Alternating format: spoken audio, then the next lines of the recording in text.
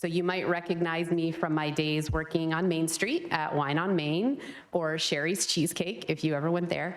I've seen firsthand the challenges that our small business owners face.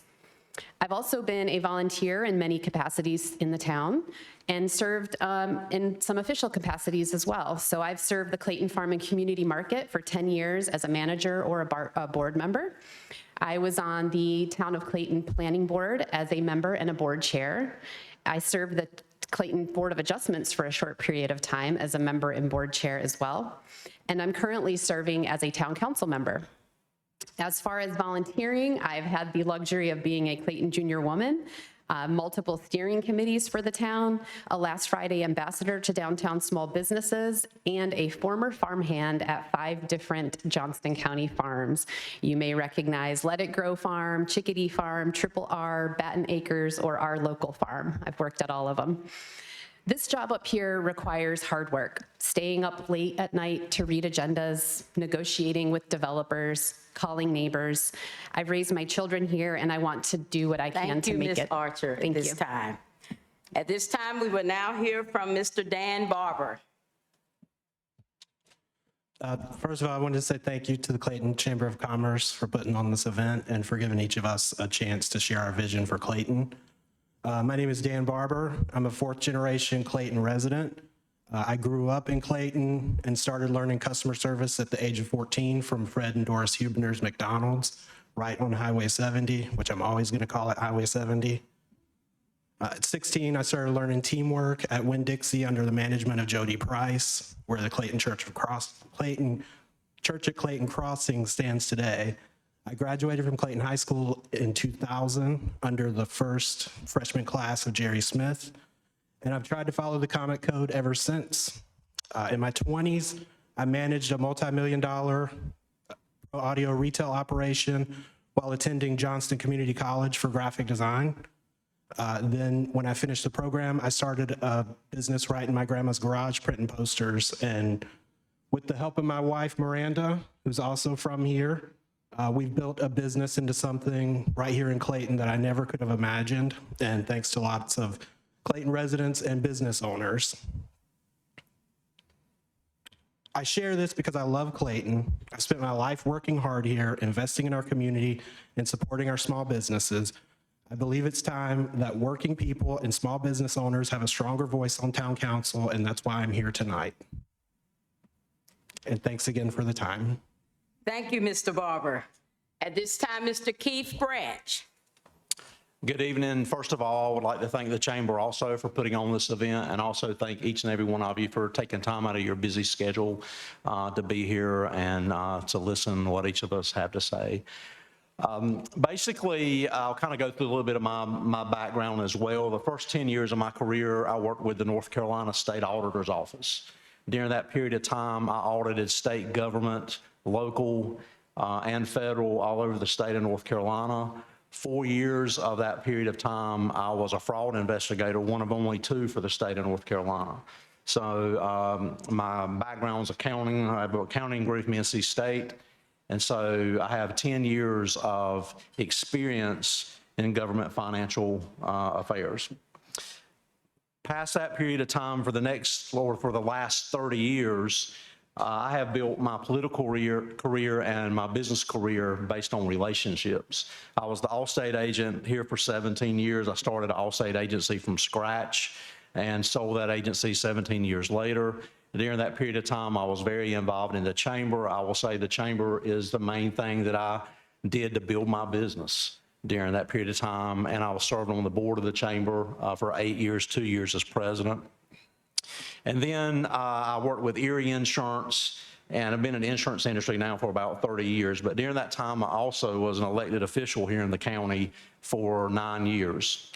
During that 9 years, basically, I built relationships with people that are pertinent to helping get things done in Johnston County. And I think that's a huge asset that I bring to the table, is the relationships that I built and the partnerships that I have with decision makers. And it allows us to get things done. And I look forward to the opportunity of helping Clayton be the best it can be. Thank you, Mr. Branch. Mr. Jason Carter.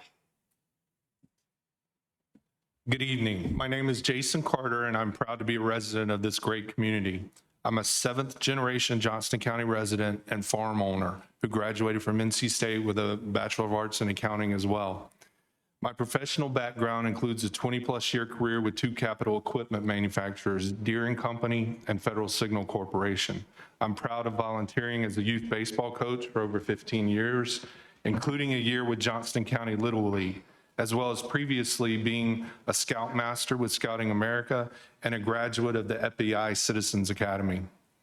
I currently serve on the Town of Clayton Planning Board. I'm a licensed building contractor and real estate broker, both in North Carolina and Florida. My great-great-grandfather, Eli Turlington, was the Register of Deeds for this county. My great-uncle, J.T. Smith, was a deputy sheriff during Prohibition. And my grandfather and his two sisters ran a grocery store for decades on Main Street in Benson. So I am a local. With that said, I've been away for almost 30 years. During that time, we lived in 14 different places, which included 6 other states and 2 other countries. So I'm also a transplant. We moved back 2 years ago, and since then, we've jumped in with both feet. My wife and I are small business owners navigating our way through the challenges all small business owners go through. And my 2 college-age boys have played for the Clayton Clovers for the last 2 seasons. Shout out to the Clove Show. That's a little bit about who I am, but I would like to go back to my absence. During those 30 years away, we've lived in places as diverse as a town with a population of 2,000 and a city with a population of 7.5 million. But through it all, I've served. I've served my employers by personally managing a business with revenues equal to those of the Town of Clayton General Fund. I've appeared in municipal council meetings around the country to promote our products that made those municipalities more efficient. Because of my experience on both sides of the podium, my practical large-scale business experience. Thank you If so elected, I know I can much, hit Mr. the ground Carter. running.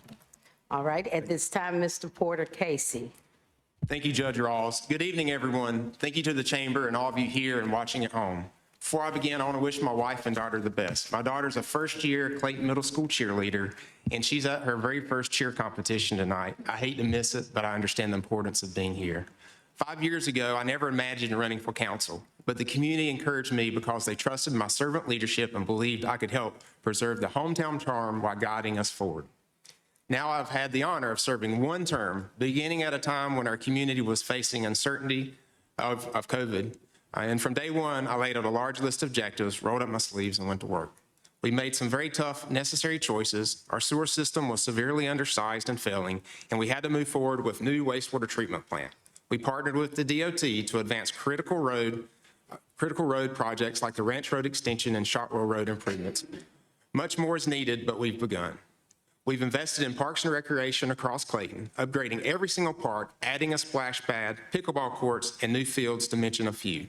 Experiencing overwhelming growth, we strengthened development standards with a new development code, passed stricter environmental ordinances like steep slope protections, and launched a townwide Earth Day cleanup and partnered with Sound Rivers to install Johnston County's first trash trap. Our top community priority is public safety. We've seen a 7% decrease in major crimes despite our rapid growth. We've committed to building 2 new public safety complexes for police and fire, introduced body cameras, and strengthened traffic patrols. We've made sure projects of our small town identity. Through partnerships, we've preserved landmarks like the Old Town Hall and acquired the iconic Mule Stable, ensuring Clayton's rich history. I've served just one term, but I've put a lot in motion. Tonight, I'm asking for your support to continue the work, to see these projects through, and to keep Clayton moving forward while we're preserving our small town charm. Thank you. Thank you, Mr. Casey. And Ms. Amanda Underwood. Thank you again to the Chamber for holding this event. Good evening. My name is Amanda Underwood. I'm proud to call myself an 11th generation native of Clayton and Johnston County. My family has called this place home for nearly 300 years. My grandparents worked at the mills that once powered our local economy, and my great-great-grandfather built the old drugstore, which is now 4042. That building is no longer there, but it is now the front door to Clayton. I run a small business, Underwood Creative, where I've done photography, design, and communications work for local businesses and nonprofits. You've probably seen my work around town, even if you didn't know it was mine. I have also served on the advisory board for Johnston Community College because I believe in preparing the next generation for opportunity. I honestly can't imagine being from anywhere else. Clayton is a part of me.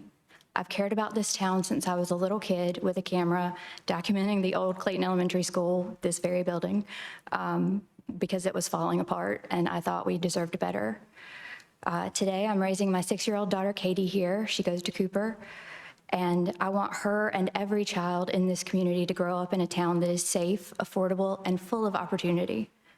I'm running for town council because I believe Clayton needs more transparency, accountability, and fiscal responsibility. Our town is growing rapidly, and with that growth comes challenges. We need leaders who will listen to residents, ask tough questions, and make sure our resources are used wisely. I'm not backed by developers or insiders. I'm here as your neighbor to stand up for fairness and to ensure our community thrives for the long term. Thank you, Ms. Underwood, and thank you to all of our candidates for your introductions.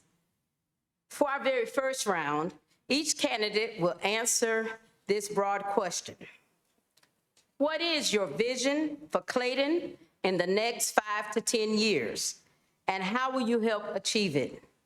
Each candidate will be given 2 minutes to respond.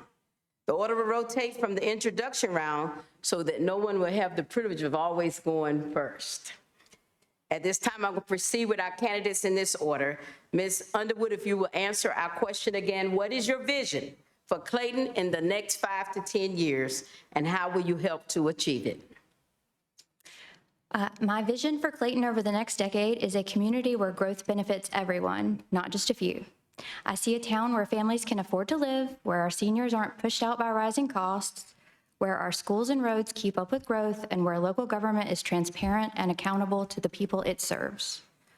To get there, I'll focus on 3 main priorities: smart growth, so new development should pay for itself, or for its fair share. We can't keep passing costs down to residents. Growth has to come with roads, schools, and utilities that are built alongside it, not years behind. The second thing would be fiscal responsibility. Our town spends plenty of money, sometimes in ways that don't make sense. We need to cut waste, set clear priorities, and make sure every dollar is going toward things that actually benefit and improve residents' lives.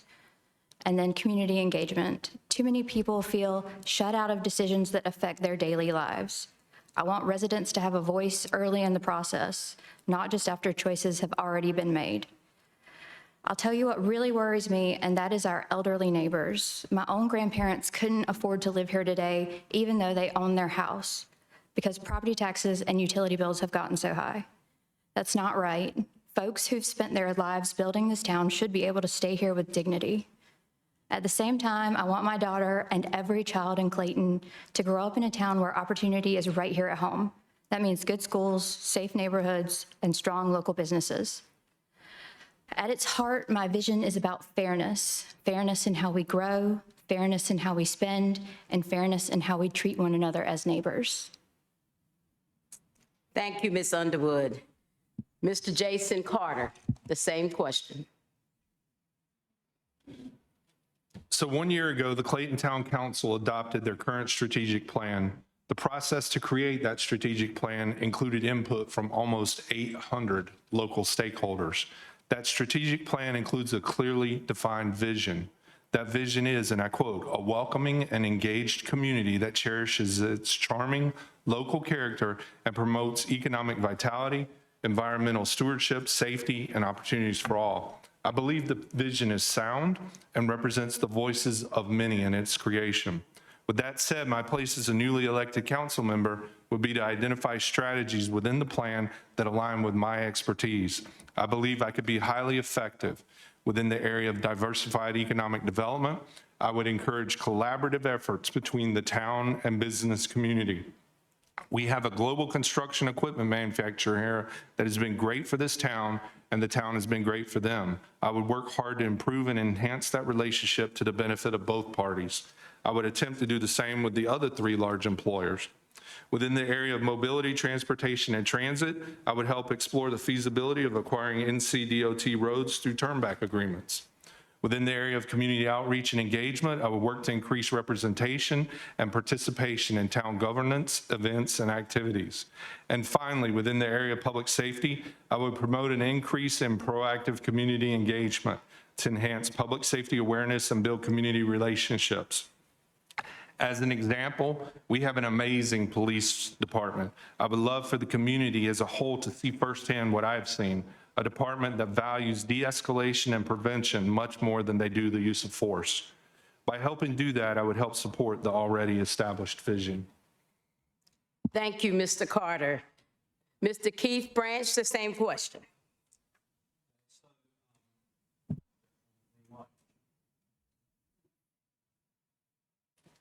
Okay, thank you. Thank you for your help. So over the next 5 to 10 years, I think it's important that, first of all, we bring unity between our town and our stakeholders, business owners and citizens. I think we should have work toward responsible and smart growth. You know, growth is going to happen. We're next to Raleigh, probably the most sought after region in the United States. So growth is going to happen, but we have to be smart about it and make sure that we don't put ourselves behind the 8 ball when it comes to infrastructure and protecting the livelihood of our citizens. I think it's important for us to seek additional job creation through industrial recruitment. You know, it would be great to have as many of our families being able to work here, that live here, as we can. Also, industrial recruitment adds tax base, which would help possibly with some of the other issues as far as expenses that are falling down to our citizens. Again, I can't express the importance of ensuring financial stability through accountability. Again, that's a background that I bring to the table that will be most helpful. Maintain town efficiency and excellent customer service. You know, as being in the customer service business is so important for your customers to feel appreciated. And as a town, it's a business, and our citizens of Clayton should feel appreciated for, you know, what they bring to the table with their monies each and every day. And then also, I think it's very important, as already been stated, that we don't lose focus on the roots. We don't need to lose focus on what about Clayton brought us to where we are now. So as we continue to grow and things happen, we should continue to remember where we started from. Thank you, Mr. Branch. Mr. Dan Barber, same question, sir. So I think we all can agree that Clayton's at a crossroads right now, as is the county, with the major investments in interstate access that the state has done and the population growth of our state. Clayton's growth is kind of inevitable. So the question is how we choose to grow. Do we become a homogenized system of expensive projects built by people who only care about their bottom line? Or do we choose a path that supports the residents and businesses who are already invested in this community? My vision is for Clayton to be a place where the growth is managed responsibly, where we protect our quality of life, and where we make investments that actually serve the people who live here. I want to see a town that builds on its unique characters, attracts visitors with tourism and world-class events, and creates opportunity for local families to thrive. Achieving that vision starts with simplifying how we make decisions here in town. Right now, the process is pretty complicated and it's expensive, and it leaves residents and business owners who are already here kind of shut out. And I think we need to make it easier for people to participate and harder for outside interests to push through projects that don't make sense for Clayton. I will also push for growth that actually pays the way, protecting taxpayers from being left with the bill and making sure our investments are focused on essentials like water, sewer, and public safety. Finally, I will bring the perspective of a small business owner and lifelong resident, so I know firsthand what makes Clayton special, and I will work to create opportunities that build on our character, whether that is through supporting local businesses, growing tourism, or investing in local community events that put Clayton on the map. By keeping government accountable and putting residents first, we can guide growth in a way that makes Clayton stronger for the long term. Thank you, Mr. Barber. At this time, Mr. Porter Casey. My vision for Clayton is a community that continues to grow responsibly while keeping the small town character that makes it so appealing. Clayton's rapid growth has been an opportunity and a challenge at the same time. My goal is to manage it in a reasonable pace that protects neighborhoods, supports businesses, and provides the infrastructure we need. I see a Clayton where public safety not only keeps pace with growth, but stays one step ahead. With new public safety complexes for police and fire, we'll improve response times and better protect our community. Public safety has always been a resident's top priority and will remain the town's top priority as we continue to grow. I see a Clayton with stronger infrastructure and better mobility. We'll continue to partner on critical road projects in the next decade, and we must implement our master transportation and pedestrian plan to its fullest. More sidewalks, greenways, and safe routes for walking and biking that connect neighborhoods, schools, and parks. I also see a vibrant downtown, our community's heart. It should be welcoming and easy to navigate with improved mobility, better parking, and clear wayfinding. Investing in downtown ensures it remains a place where people gather, businesses thrive, and Clayton's small town spirit shines. I see a Clayton with expanded parks and recreation. The town's Loop Road property offers a major opportunity for new park space, and we will continue upgrading existing facilities with exciting new features. At the same time, I want us to provide more space for seniors so they have the same opportunities for connection and fellowship.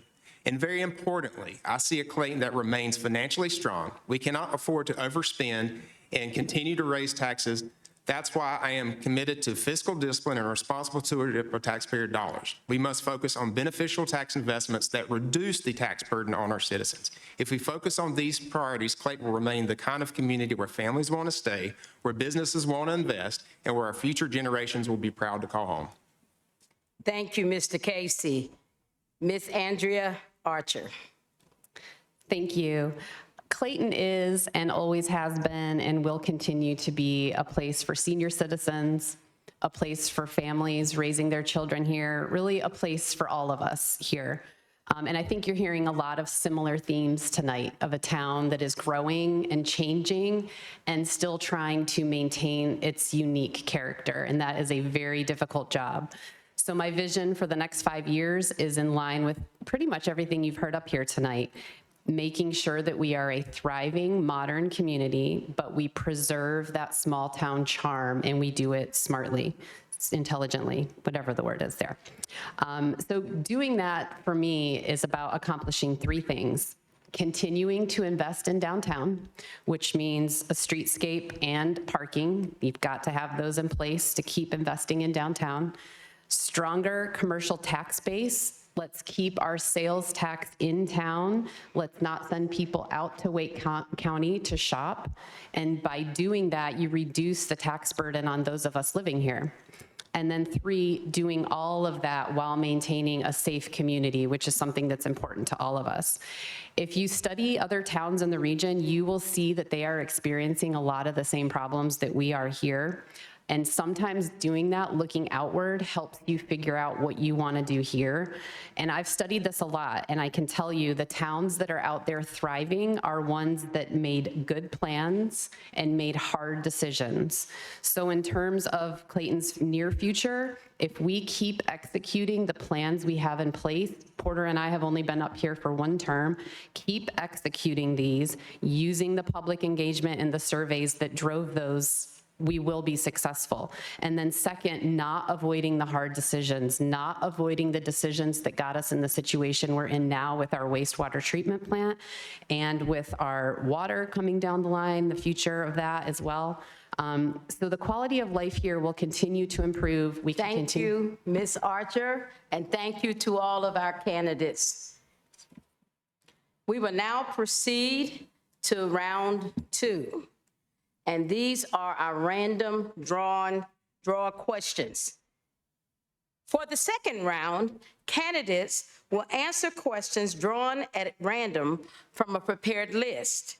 Candidates will be hearing the questions for the first time and tonight, and they cover topics such as growth and development, budget and fiduciary responsibilities, economic development, workforce development, leadership, and community engagement. Before the beginning of our event tonight, each candidate randomly drew 2 questions. Each of you will have 2.5 minutes for each question to respond, including reading the question aloud before answering.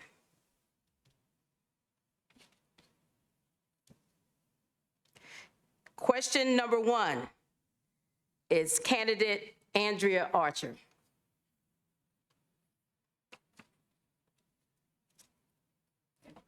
Yes, ma'am. Question number 1. As Clayton continues to grow, what would be your long-term plan to ensure that our water, sewer, and transportation systems can sustain both current demand and future development? Specifically, how will you prioritize investments in these areas to avoid overburdening taxpayers while still supporting responsible growth? Oh, goodness. I'm going to need you to read that one more time and I will. use up some of my time. My apologies. As Clayton continues to grow, what would be your long-term plan to ensure that our water, sewer, and transportation systems can sustain both current demand and future development? Specifically, how will you prioritize investments in these areas to avoid overburdening taxpayers while still supporting responsible growth?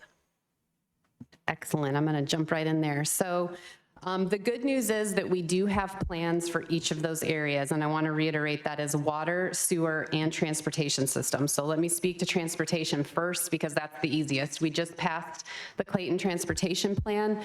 It looks at every single street in the town. It prioritizes troublesome intersections and prioritizes investments that need to be made. So there's multiple ways to do those. We have great relationships with the NCDOT. The plan itself is going to give us a better odds of getting these things funded at the state level. In terms of wastewater, we are actively working on that. We have a large plant underway. It has been the focus of the last 4 years here. It is why your utility rates are the way that they are. So it's in terms of how that would affect, I believe, the current demand and how that affects taxpayers, there are 3 specific things that I want to look at with our wastewater system. One is going and looking at how can we regionalize a little bit more? Can we pull in other areas that are not currently served to spread out the costs of this large infrastructure investment? It's a viable way to do it. The second is as we bring some of these newer neighborhoods online that we have now approved and voted on, again, you are diluting the costs of the infrastructure and spreading it out among the users. And then the third is continue to look for ways to partner. We have the county with wastewater and we have Raleigh with wastewater. So are there ways to maximize funds there? And actually, in addition to that, to part of your rate model factors in future replacement and equipment upgrades. If I'm elected, one of the first things I want to do is go through that future plan, the future improvement plan for the wastewater treatment system and see maybe timelines have changed now that we're closer to completion of a plant. What can be drawn out and how can we help those rates come down? As for drinking water, that is something that is a county-wide initiative. Clayton purchases its drinking water from the county. There are plans currently underway, and I will tell you, difficult decisions are in our future. We have huge investments to make in the drinking water department, and so you're going to want people who are good collaborators with the state and have been through this before. We're going to have to go ask for funding. We're going to have long-range modeling, very similar to what we've been through with the wastewater treatment plant. Thank you, Ms. Archer. Question number 2. How do you see Clayton balancing residential growth with more commercial, industrial, and mixed-use development so the tax burden isn't carried primarily by homeowners? Where have you seen this work? This is to candidate Andrea Archer. I will have to ask one more time that you repeat the question. Thank you. How do you see Clayton balancing residential growth with more commercial, industrial, and mixed-use development so the tax burden isn't carried primarily by homeowners? Where have you seen this work? Okay, and it is a very good question. So the first thing to realize when we're talking about balancing all of these needs and growth and all of that is that municipalities do a lot of things that people tend to take for granted. There are the basics that you have. So you have police and fire, you have waste collection, you have maintaining your streets and sidewalks. Those things alone are a big job. Then in recent decades, we have also started to expect things that you never used to hear towns talk about, and those are amenities. People want parks, they want trails, they want community buildings, and they want public events, the things that bring us together and that we attend. All of these things affect how communities look at the overall quality of life, and they also contribute significantly to our sense of place and where we belong. So on top of increased expectations for communities to provide these amenities, we're also dealing with growth, and that has placed even more demand on the municipalities that you see around the triangle. So when you have increased demands and increased growth, people demanding those things, you just have more expenses and larger budgets to deal with.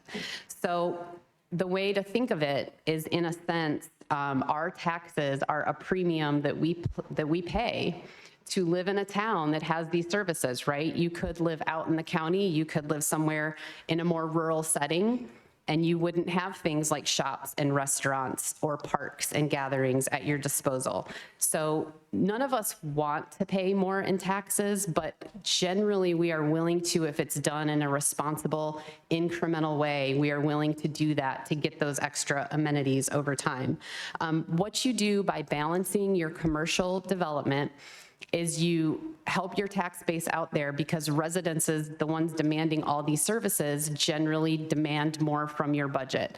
So when you bring in commercial and sales tax to help balance out your numbers, that helps a lot. And I do have some numbers here as well. Shoot. Put on the spot.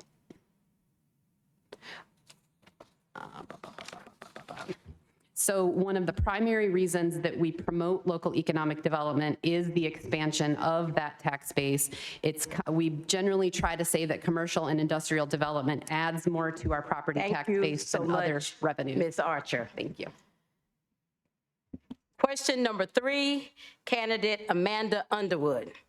Small businesses and startups are essential to Clayton's identity. How should the town and Chamber of Commerce partner to better support locally owned businesses and entrepreneurs?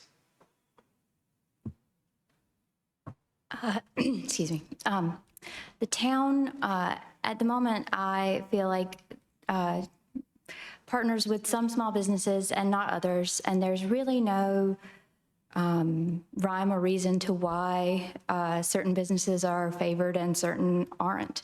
I would encourage the town to, and the chamber, to work with all the businesses to make sure that they're utilizing all of the available local talent.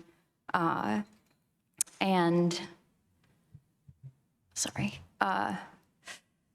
mean, you know, my personal experience with the town is that they are not that supportive of small businesses. And I hate to say that, but I do feel like that is the truth.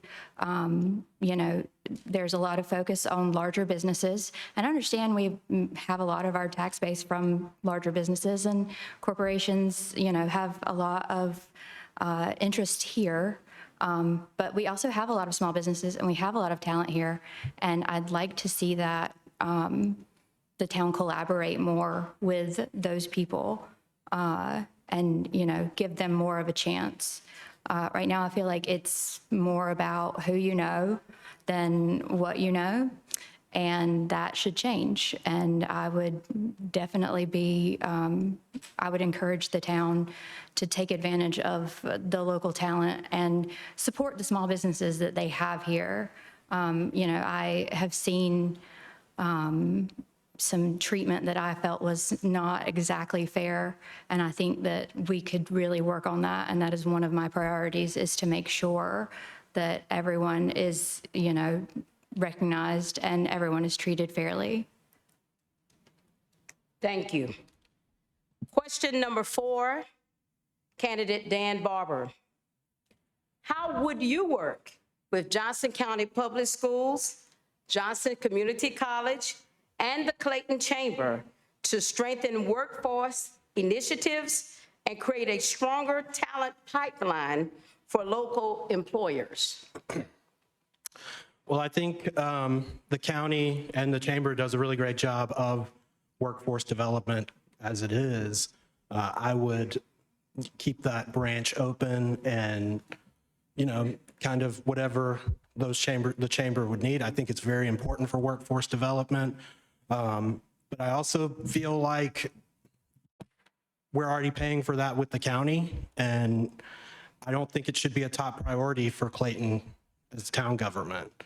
But it is a good thing that we do have programs like Launch JOCO, JOCO Works. The community college is building the manufacturing training facility that I've seen.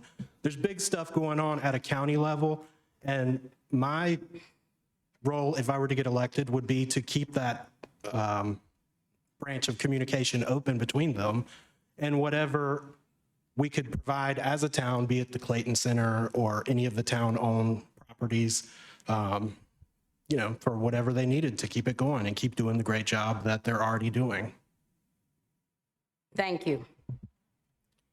Question number 5, candidate Porter Casey. Clayton has seen rapid residential growth. Do you support continued growth? And if so, what housing options should the town be encouraging? If you don't support continued growth, what steps will you take to slow growth while still addressing the housing needs of current residents? Phew, that's a good one.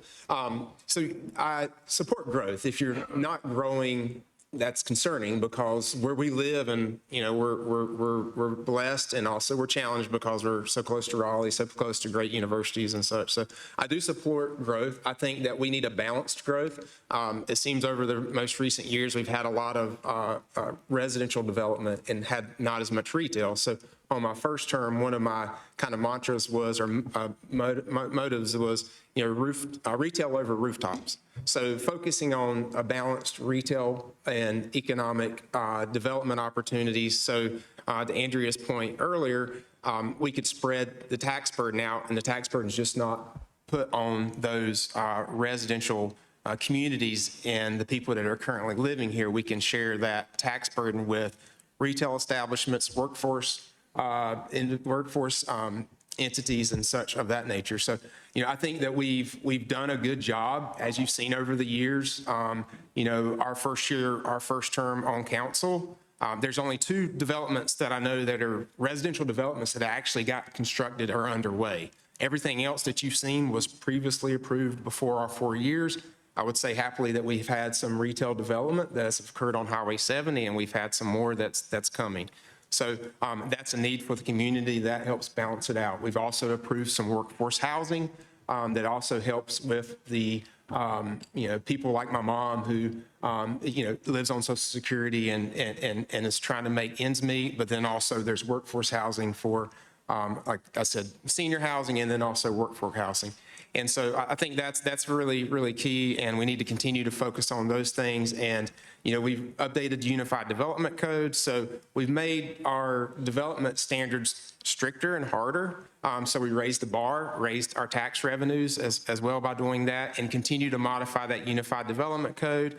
And, that's helpful for the community and the growth that's going forward, whether it be retail, whether it be residential and such. So thank you. Thank you. Question number 6, candidate Dan Barber. Public safety, parks, and recreation are top concerns for residents. What priority investments would you advocate for, such as fire, police staffing, greenway expansion, or additional recreational amenities? And how would you recommend funding them? Well, I think as far as the fire department goes, my business is on Main Street. My house is on Blanche Street. I see their response. It's incredible. Could not ask for a better fire department from what I've seen. It's a well-oiled machine. And with the police department, what Mr. Carter said, we have a great police department. I've lived through some bad police departments here, and I do see them interact with the community. So for me, it would be a case of whatever they're doing it right, so let's support them in that aspect. And the same thing can be said for Parks and Recreation, another well-oiled machine. I've done events with them, helped out with events with them, and they are just on the spot with everything. And the parks, they keep it clean, they keep everything looking nice, and it just works really well as is. So I would keep supporting them in what they do.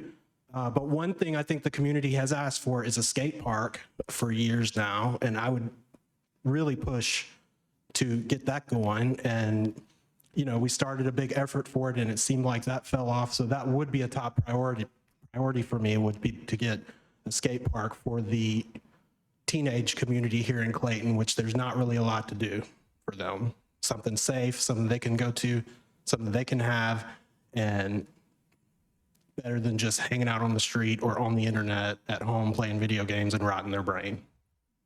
So basically, I would just support what we're doing already with the fire, police, and Parks and Rec. Thank you. Question number 7, candidate Keith Branch. Clayton's growth has brought together long-term residents and newcomers, creating a diverse community with different views. How would you ensure a variety of voices are heard and incorporated into town decision-making? Thank you for asking that question. That's a great question. I actually have recently moved back to the area, and we built in Carolina Overlook, which is a retirement community. And I would say probably 90% or higher of those residents have moved here from out of state. And so for years now, even when I was in business back in the late 90s through 2015, a lot of people would move in from out of state to our community. And we would welcome them with open arms moving in, but then we didn't want to hear what they had to say. And one of the ideas that I actually have, and talking to some of the residents out there already, is I think we should set up a focus group made up of folks that have moved in from out of state. And have a select few, maybe, set it up like some type of town advisory board and select some folks to be on that focus group and listen to what they have to say. There might be some things that they did in the state or the area that they moved from that, we could do that would make our community better. There might well be some things or ideas they have that wouldn't work, but we still could gain a lot of input from them, and it could potentially be things that could be very beneficial to everybody involved. And again, it just helps anytime you can allow other people to have a seat at the table. It makes them feel like they're part of the community. It makes them feel like they're being allowed to be involved. It's building strong partnerships and relationships. And I'm telling you, in all the years that I've done this type thing, you get things done through partnerships and relationships. And, all these things we've talked about, we can't do it all alone. We have to have folks that are on our side that we can pick up the phone and we can talk to, and they can, help give us some direction. And a lot of times we try to reinvent the wheel, and we don't have to reinvent the wheel. So I think that would be an ideal opportunity for us to set up a group that allow folks from other areas to give us input that can make, Clayton be a better place and unite the longtime residents and the newcomers together. Thank you, Mr. Branch. Question number 8, candidate Porter Casey. The town council oversees a multi-million-dollar budget. What direct experience do you have managing budgets, allocating resources, or making tough financial decisions? And how would that prepare you for this responsibility? Thank you. I have I didn't really tell my bio earlier, but I graduated from UNC Chapel. I have an economics, political science background. So in college, obviously with economics, you learn, macro and microeconomics and how to do budgets and how to do certain things like that, because I kind of specialized in that. So in my private sector, I have ran offices before. I've been regional manager and ran multiple offices and been responsible for P&Ls, profit and loss statements, and employees, and making sure that I ran a profitable business, because that's what I was expected, and that's what kept me gainfully employed. And so, that's something I have had as a background. I've done that for many years, and then also Me and my wife have our day job, and we also have a business where we manage it ourselves as well on the side. So those are the things that I've done personally. Now, with respect to the town, we've made some really impressive improvements over the past couple of years, and I kind of want to highlight those real quick because that's decisions that us as council people had to make as we are growing in this tough economy with rising costs on everything, but also having to make the employees here happy and making sure we retain them, and then also trying to keep costs down as much as possible. So we hired a budget manager, and he's done a phenomenal job. So basically, he rolled up, he came in, and he basically took the budget process that we've done in the past and basically threw it out the door and did a zero-based budget planning. So not every year a certain percentage is just added to the existing budget. He went in line item by line item and had discussions of each department to make sure it was managed properly, and it was done accountably. He created a budget book. That was something that was discussed a few council meetings ago, that basically highlights the different enterprise funds that we have, our water sewer fund, our electric fund, and our general fund, and how each thing is set up individually. And then one of the other things that's really important about a growing town of our size is, we have our general fund, we're 30% in reserves. Actually, we're above 30%. Council did a few years ago, mandated it be 30. The state requirement is 20. We're at 30. So we have a AA rating. To get to a AAA rating, we need to be at 40, and we're over 30. So we're close to having a AAA rating. So we've done a great job. It's not been easy. We've had to make some tough decisions, and that's just what we've been able to do. Thank you. Thank you, Mr. Casey. Question number 9. Candidate Amanda Underwood. How will you work with fellow council members, town staff, and other organizations to achieve shared goals, even if you disagree? I'm a big believer in collaboration and problem solving. I think that, there's a solution to every problem, and, sometimes compromise is required, but that is just how things are. I would make it so that I had a better understanding of what exactly other council members' priorities are, what town staff priorities are, and where they're lacking now or where they feel like they need more support. I would, and also the organizations that we work with. But again, I am a big believer in collaboration, and, I love to hear people's ideas. We may disagree, but I'm always willing to listen, and I'm always willing to change my mind with different information, with better information. So, I really believe in the collaborative process, and, I will make sure that I keep my door open to anyone who has concerns. And also, like I said, I will work to understand better exactly what is happening and what people's concerns are, not just the other council members and town staff, but also residents, and then, the other stakeholders.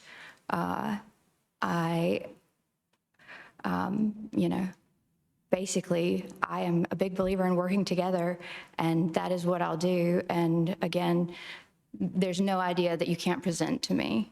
I will be open to hearing whatever anyone has to say, and I will always listen. Thank you, Ms. Underwood. Question number 10, candidate Jason Carter. What experience from your public or private background best qualifies you to serve on town council? And how will you use that experience to focus on governance and oversight? Thank you, Judge. During my intro, I told you a lot about my history. I've worked for equipment manufacturers for 20 years. Everything we did depended on collaboration. As I mentioned before, I've managed a budget, personal P&L responsibility of a budget equal to the general fund here. I've put processes in place within these companies that improve customer satisfaction. That's a critical facet that I think we could could look at here. Closed loop feedback systems, where feedback we get from customers ends up with results that can be driven. It's great to have a survey. It's terrible to have a survey and do nothing about it once you receive it. I cannot tell you if that's happened here or not. I don't know. I haven't dug into those weeds, but that is a fundamental part of improving customer service and serving your citizens better, whether it's citizens or customers in the field. I've volunteered for years. I love that. I love volunteering. I work with kids a lot. That's relevant because you have to talk to kids like you do an adult, I guess is the best way to put it. You have to get results from people that they may not want to do. That's the key to managing systems, managing people, is getting them to do something they may not want to do when they come into work in the day, if it is to the benefit of your customer and to your employer and your business. Those same principles apply here in a town. There's no reason why you can't have those type of processes in place to improve service, improve attitudes, and help. I would also, with my accounting background, I'd look deeply into the budget. There are concerns that, I don't have a bar yet, but when I look at debt service for the town, that's something that jumps out at me. It's a high number. It is 14.25% of our budget. That just doesn't sound right. There's probably a story behind it, and I'm open to hearing what that story is and then doing something about it and trying to help with that. Thank you, Mr. Carter. Question number 11, candidate Jason Carter. Clayton's growth has created both opportunities and challenges across the community. What areas of town do you believe most need attention or improvement? And what specific steps would you take as a council member to address them? Great question. So the one I think we often hear about frequently is Highway 70. Let's just call it that. That is an area where if I'm in Fayetteville and I'm driving north through Fayetteville, I will go through 12 to 15 lights in Fayetteville without stopping. The state has been there, they've done a traffic study, and they've timed the lights so you can make it from one end of town to the other as long as you stay within 5 miles per hour of the speed limit, plus or minus. There's no reason why we can't have that here. That reduces emissions, it reduces accidents. State DOT right now, I know it's scary for people to hear this, but they're using AI to determine timing on lights. We need help on Highway 70. I understand the relationship with NCDOT with roads like that, but I think we need to leverage that a little bit more. That's a specific area I think we could work on. I'd love to see the trails in this town expanded. I'd love to have more access, outdoor access for people to take a route where they can return back to where they started, possibly. That's the type of collaboration I would love to sit down with somebody from some of these large manufacturers and say, this is a way we can improve our community for our citizens, for your employees, for everyone, is if you work with us. Like I said, we've got a capital equipment machinery manufacturer here. What better way to motivate people to get them out and working on a trail, as an example. So those are two areas I think I would like to focus on when I was in office. There's more. Again, I'll point back to budget. With my background, I feel very strongly that I could help with the budget as well. Ask questions that, it doesn't hurt to ask why. And ask it again and ask it again. Why do you do this? And once you get to that answer, then okay, let's develop a plan to improve this. Thank you, Mr. Carter. Question number 12, candidate Keith Branch. Public service can sometimes involve balancing different priorities and perspectives. Please share a specific example of a time when you faced a challenging situation and how you were able to turn it into a constructive outcome. Okay, thank you. That's an interesting question. I'll have to think of which one's the best one to go by. You know, I think probably the hardest thing, and Representative White's in the audience tonight. We were on the school board together when this happened, but I think that the hardest thing I ever dealt with was years ago, we had to make a very difficult decision of whether or not to allow the Gideons to continue to come to our schools. And as a person of faith, that was a very difficult decision, but I also understood, because of the way things work in today's society, that if we allowed the Gideons in our school, then any other group could come in our school and hand out literature to our students, like the Ku Klux Klan, for example. And we were running into situations like that. So that was a very difficult situation that came to the table that we had to vote on.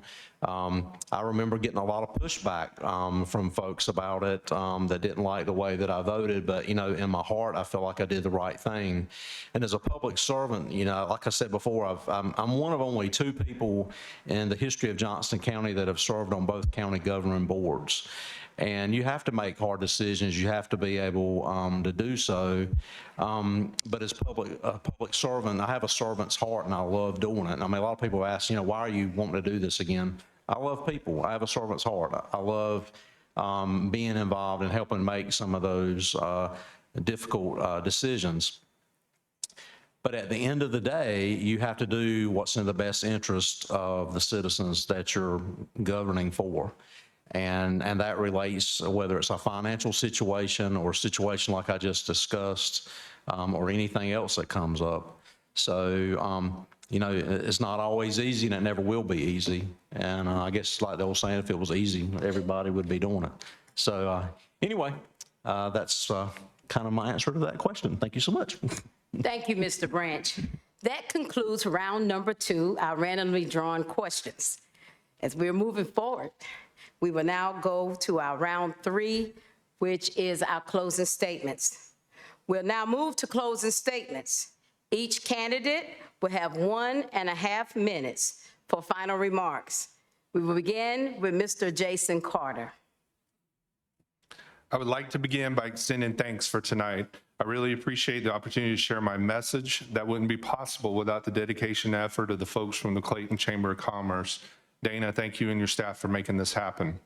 And many thanks to the Town of Clayton staff. Although they do not participate in this event, they have answered every one of my questions as I was preparing. What I would like to leave with you tonight is why I believe I should be one of the 3 elected council members this year. Number 1, over 7,200 of the 20,000 registered voters in Clayton live in the 27527 zip code. Of the 6 candidates, I'm the only one who lives in the 27 zip code. As long as we pay taxes, we should have representation. I'm the only option for that representation for anyone who lives in our zip code. Number 2, although I believe it's important to be from here and or have lived here for many years, I think it's more important that the membership of the council includes someone who has the breadth and depth of practical experience outside of Clayton that I have. The reality is that the 4 largest landowners in and around Clayton are global conglomerates. 3 of them are headquartered internationally. I'm the only candidate who has lived and worked among those type of companies. And finally, the majority of the residents of Clayton moved here from outside the area. That majority deserves someone who can represent them as well. Because of my diverse background and experiences over the last 30 years, I believe I am the best option to represent you. I hope you agree. Please vote for me in the upcoming election. Thank you, Mr. Carter. Mr. Porter Casey. First, I want to thank everyone up here tonight. Your presence shows your passion for the community, and I truly appreciate that. When I was elected 4 years ago, I made a commitment to serve 2 terms. If I'm fortunate enough to be reelected, I'd be honored to continue that service. 1 term's a start, but it takes more time and effort to set a true direction for Clayton's future. I promise to continue putting the work to make Clayton a great place to live. I'll be the squeaky wheel at times, and that person on the stand who keeps asking questions, pushing for the full facts, and basing decisions on those facts. I'll continue to make myself available at To every resident, I'm perfectly imperfect, but I'll always listen, engage, and use the wisdom of our community as my guide. I'll continue to work with town staff, mayor, and the rest of council respectfully, even when we disagree, and yes, we do disagree. I'll respect their knowledge and insight with dignity because proper collaboration is how positive progress happens. And I'll do the same with you all up here tonight.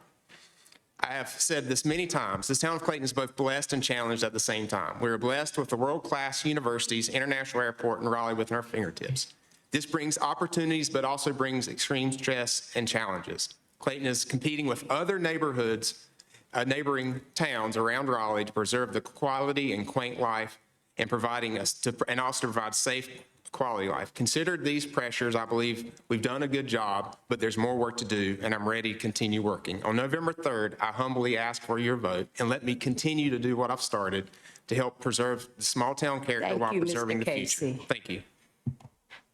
Mr. Keith Branch. Thank you. So again, I want to thank everybody for being here tonight. I also thank the chamber. I want to remind you to please get out and vote. The voting percentages are so low for municipal races, and we really need to change that. And I hope that if you're allowed to vote in the township, that you will make sure that happens. I want to talk about just 3 things that I bring to the table. First of all, I'm a common sense leader. Secondly, I have experience with government financial affairs, as I've already mentioned. But most important, I think, is the relationships that I have because of my prior experience as an elected official. And that brings so much to the table. I want to give you 2 examples. First of all, about a year ago, I had a family situation while I was living in Montgomery, Alabama, and we needed help with law enforcement. I didn't know who to call. For the first time in my life, I didn't know anybody to reach out to. Move forward to just a few weeks ago here, one of our neighbors that's going to be moving in just a few weeks saw my connection here and reached out to me. She had been trying to get somebody with the county to talk to her about a nonprofit program that she has and couldn't get anybody to return her call. I sent a text to our county manager, and within an hour, the appropriate person reached out to her. It's relationships. That's the thing that I bring to the table that is rare because of my experiences. And you get things done through relationships and your partnerships with decision makers. And I think that's the biggest asset that I have, and I would appreciate your vote. Thank you. Thank you, Mr. Branch. Ms. Andrea Archer. Thank you. I have learned a lot the past 4 years. I'm continuing to learn about water. Wastewater, unfortunately, continues to be a topic. And I really want to continue to put my knowledge to work and serve in another term. Most importantly, I feel like I have further developed my understanding of what makes for good development. We have a good code in place, and we have the plans in place so that when things come before us, we can get the best outcome for the citizens. And, you know, it's important to get the most benefit we can from our development here while still respecting individual property rights and the laws around that. There are many things that local governments can't control and shouldn't control. So with this knowledge that I've gained, it has factored into every decision that I have made, including the financial ones, which have been by far the hardest to make. But I do believe in each instance that I have tried to do what was in the best interest of the greater good, including all of us, and not only that, but making decisions that are good and smart for the long term. So I do believe you should take care of your town the way that you would run a business. This is a $140 million business that we are all the stewards of here, and you have to make sure that it can support itself and that you're investing in the right areas. So I would like to advocate for the highest quality of life possible for all of us with the most affordable cost of living, and I'd be proud to serve you and ask for your vote this evening to do that. Thank you, Ms. Archer. Ms. Amanda Underwood. Tonight, thank you for everyone who is here, and also to the Chamber for putting this on this event. I really appreciate that. And yes, if you are able, please vote. The election is November 4th. Tonight, I have shared with you my hope for a Clayton that grows responsibly, spends wisely, and treats every resident fairly. But let me leave you with why I'm running. I'm running because I want Clayton to be a place where people like my grandparents who built their lives here could still afford to stay even on fixed incomes. I want it to be a place where young families like mine can see a future and where our children, like my daughter, don't have to leave Clayton to find opportunity. To get there, we need more accountability and transparency at Town Hall. Residents shouldn't have to fight for answers, be ignored, or feel shut out of decisions. Everyone deserves to be treated fairly, not just the people with connections or influence. That's what real leadership looks like, making sure government serves the people, not the other way around. I'm not backed by developers or insiders. I'm running as your neighbor because I believe Clayton works best when it works for everyone. I love this town, its history, its people, and its promise. My roots here go back centuries, and my daughter's future depends on the choices we make today. If I'm elected, my door will always be open. I want to hear your ideas, your frustrations, and your hopes, and I'll carry them with me in every decision. Together, we can build a Clayton where growth is balanced, spending is responsible. Thank you, Ms. Underwood. Mr. Dan Barber. I've been very critical of Clayton in the past. I think most of y'all know that. I am critical because I love Clayton and because it is frustrating to see we're right there at what I think we all want Clayton to be. And I am ready to join the leadership of Clayton and stop being critical from the sidelines and putting in actual work with the town. And for me, my vision for leadership in Clayton is really simple. It starts with listening. Too often people feel like decisions are being made behind closed doors, and by the time the public hears about anything, the deal's already done. That erodes the trust. I want to be the kind of leader who shows up, listens first, and makes sure residents have a real voice in what happens here. Leadership also means problem solving instead of getting bogged down in bureaucracy. My background as a small business owner has taught me how to make decisions quickly, balance budgets, and adapt when things don't go as planned. Those are the same skills I would bring to council, practical, common sense solution that work in the real world. My vision for Clayton in the years ahead is a town that grows responsibly, supports its small businesses, and invests in the quality of life that keeps families here for generations. I believe leadership is about setting that course clearly and making sure we're accountable to the people every step of the way. That's the type of leadership I bring, grounded in experience, guided by transparency, and focused on building a Clayton that Thank you, works for Mr. everyone. Barber. I think they all deserve a round of applause at this time.